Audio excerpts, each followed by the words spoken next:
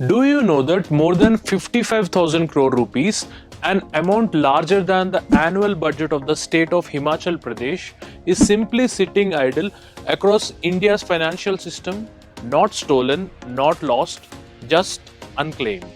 And this isn't about one sector alone.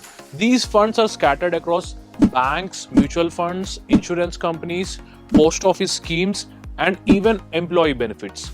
It's a quiet financial story that rarely makes headlines but affects millions of families. To understand how this massive pool of unclaimed money formed, let's start with banks. Over the last few years, unclaimed deposits in Indian banks have risen to over 46,000 crore rupees.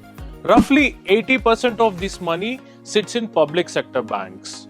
These include old savings accounts, fixed deposits that were never renewed, or accounts whose owners moved cities or passed away without informing their family members. As the years pass, these accounts freeze and the money simply stays idle. Next, let's look at insurance. Every year, insurers transfer unclaimed policy benefits to something called the Senior Citizens Welfare Fund. Recently, this amount touched a little over 1,000 crore rupees, and most of it comes from life insurance policies.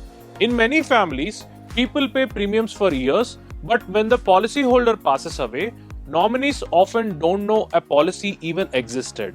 The payout never gets claimed. Now let's shift our focus to investments.